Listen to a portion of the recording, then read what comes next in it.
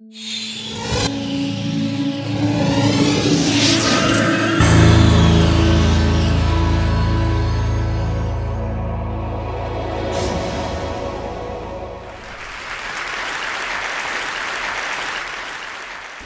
do you explain when things don't go as we assume? Or better, how do you explain when others are able to achieve things that seem to defy all of the assumptions?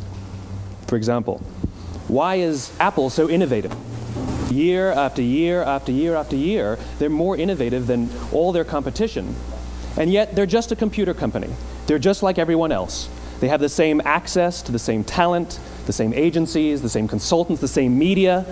Then why is it that they seem to have something different? Why is it that Martin Luther King led the civil rights movement?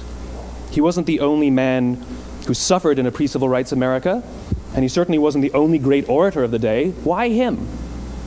And why is it that the Wright brothers were able to figure out controlled powered manned flight when there were certainly other teams who were better qualified, better funded, and they didn't achieve powered manned flight, and the Wright brothers beat them to it?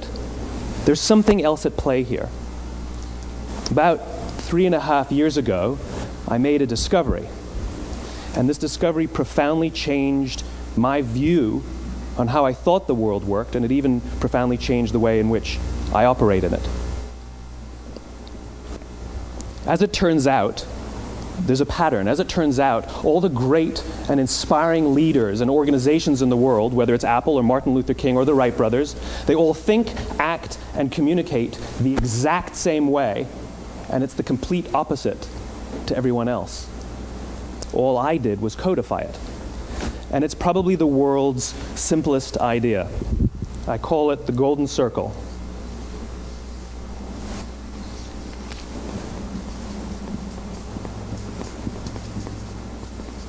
Why, how, what? This little idea explains why some organizations and some leaders are able to inspire where others aren't. Let me define the terms really quickly.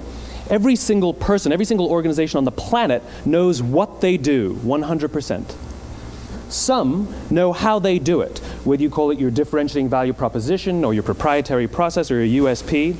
But very, very few people or organizations know why they do what they do. And by why, I don't mean to make a profit. That's a result. It's always a result. By why, I mean what's your purpose? What's your cause? What's your belief? Why does your organization exist? Why do you get out of bed in the morning? And why should anyone care? Well, as a result, the way we think, the way we act, the way we communicate is from the outside in. It's obvious. We go from the clearest thing to the fuzziest thing. But the inspired leaders and the inspired organizations, regardless of their size, regardless of their industry, all think, act, and communicate from the inside out. Let me give you an example. I use Apple because they're easy to understand and everybody gets it. If Apple were like everyone else, a marketing message from them might sound like this. We make great computers. They're beautifully designed, simple to use, and user-friendly. Want to buy one? Meh.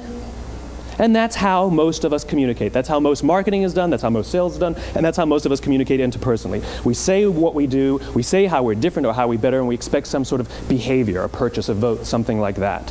Here's our new law firm. We have the best lawyers with the biggest clients. We have, we always perform for our clients, do business with us. Here's our new car. It gets great gas mileage. It has, leather seats. Buy our car. But it's uninspiring. Here's how Apple actually communicates. Everything we do, we believe in challenging the status quo. We believe in thinking differently. The way we challenge the status quo is by making our products beautifully designed, simple to use, and user-friendly. We just happen to make great computers. Want to buy one? Totally different, right? You're ready to buy a computer from me. All I did was reverse the order of the information. What it proves to us is that people don't buy what you do, people buy why you do it. People don't buy what you do, they buy why you do it. This explains why every single person in this room is perfectly comfortable buying a computer from Apple. But we're also perfectly comfortable buying an MP3 player from Apple, or a phone from Apple, or a DVR from Apple. But as I said before, Apple's just a computer company. There's nothing that distinguishes them structurally from any of their competitors. Their competitors are all equally qualified to make all of these products. In fact, they tried. A few years ago, Gateway came out with flat screen TVs.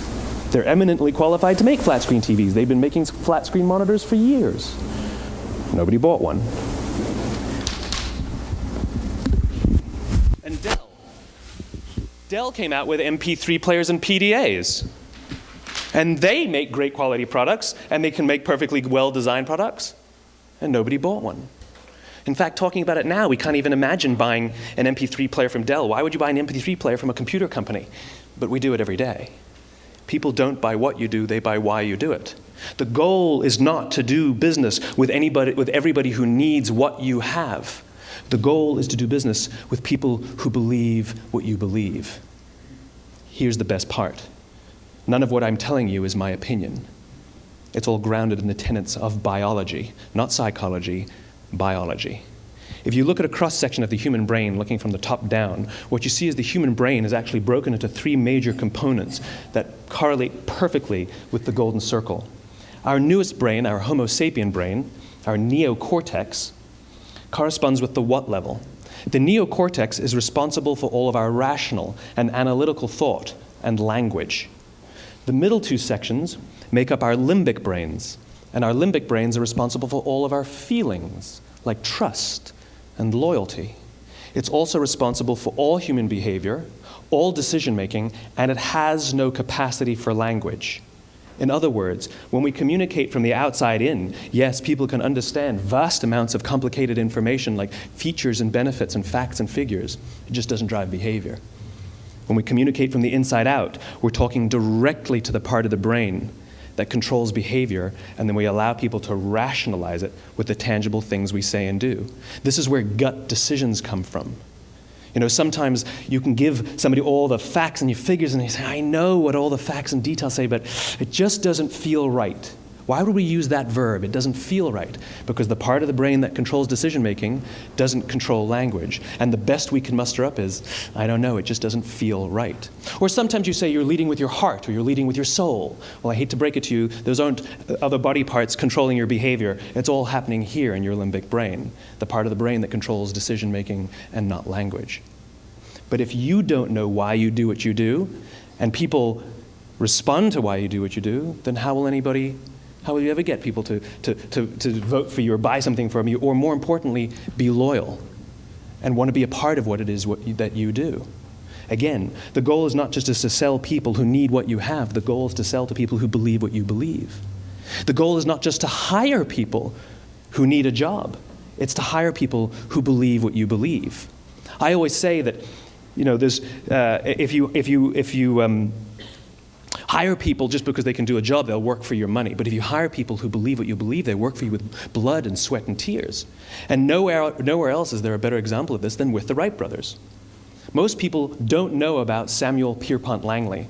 And back in the early 20th century, the pursuit of powered man flight was like the dot-com of the day. Everybody was trying it. And Samuel Pierpont Langley had what we assume to be the recipe for success.